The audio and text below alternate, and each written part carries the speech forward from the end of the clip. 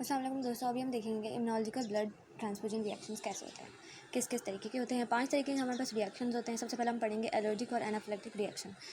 Allergic में आपको पता है कि टाइप 1 हाइपरसेंसिटिविटी रिएक्शन होती है। अब ब्लड में एलर्जिक रिएक्शन किस वजह से होता है? या तो आपका जो डोनर है ब्लड, उसमें आपकी प्लाज्मा प्रोटीन्स होती हैं, उसके अगेंस्ट आपको एलर्जी है, नंबर 1। नंबर 2, ये ब्लड जिसको ट्रांसफ्यूज़ हो रहा है उस होस्ट के अंदर आईजीए डेफिशिएंसी है। 2 चीज़ें होंगी, इनकी वजह से आपका एलर्जिक या एनाफिलेक्टिक रिएक्शन हो सकता है। तो इसका ड्यूरेशन हमारे पास विद इन मिनट्स और 2 to 3 आवर्स में बंदे को अर्टिकेरिया, एलर्जी, वीज़ल्स, हाइपोटेंशन, रेस्पिरेटरी डिस्ट्रेस स्टार्ट हो जाता है। ठीक है, हम सेकेंड हम देखते हैं एक्यूट हेमोलिटिक ट्रांसफ्यूजन होता है, और इसकी सेम हमारे पास अपोजिट होता है डिलेड हेमोलिटिक ट्रांसफ्यूजन रिएक्शन। जो एक्यूट होता है वो आईबीओ इनकम्पैटिबिलिटी होता है, और जो डिलेड होता है दैट इज़ द जो हमारे माइनर एंटीजेंस होती हैं ब्लड में, उसके अगेंस्ट रिएक्शन होता है। और एक्यूट में हमारे पास इंट्रावेस्कुलर हेमोलिसिस होती है, डिलेड में हमारे पास एक्स्ट्रावेस्कुलर हेमोलिसिस होती है।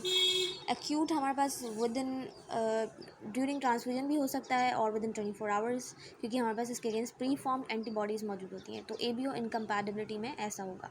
अब अगर इसके हम देखें क्लिनिकल प्रेजेंटेशन, तो जिस तरह से इंट्रावेस्कुलर हेमोलिसिस की प्रेजेंटेशन होती है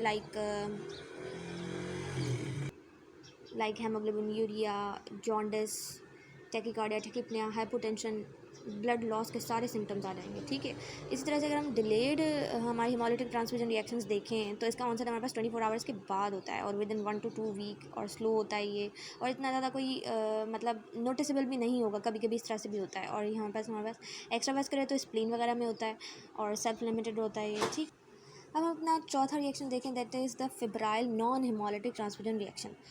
ब्लड ट्रांसफ्यूज होने के बाद बुखार चढ़ गया, दैट इज़ सो कॉमन। ये होता क्यों है? क्योंकि हमारे पास जो डोनर के WBCs हैं, आप पीसी भी ट्रांसफ्यूज करते हो ब्लड, रेड ब्लड सेल, उसमें WBCs भी आ जाते हैं, उसके अंदर प्री फॉर्म साइटोकाइंस होती हैं। तो उन साइटोकाइंस की वजह से फ़ीवर होता है।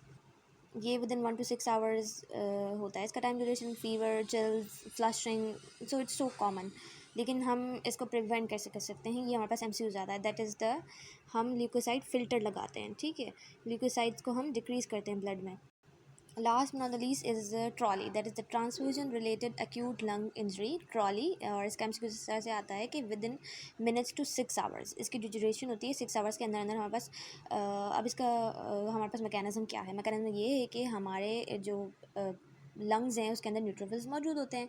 अब जो हमने ब्लड दिया है उसमें जो डोनर के उस ब्लड में एंटीबॉडीज़ होती हैं, जिसको हम कहते हैं डोनर एंटी ल्यूकोसाइड एंटीबॉडीज़। ये हमारे पास हमारे जो लंग्स के अंदर न्यूट्रोफिल्स होते हैं इनको इन पे जाके एक्ट करते हैं, और फिर इंटरलीकेंस रिलीज़ होते हैं, और पल्मोनरी एडिमा हो जाता है, जिसकी वजह से रेस्पिरेटरी डिस्ट्रेस और नॉन कार्डियोजेनिक पल्मोनरी एडिमा हो जाता है। तो हमारा इम्यूनोलॉजी का ब्लड ट्रांसफ्यूजन रिएक्शन कंप्लीट हो गया।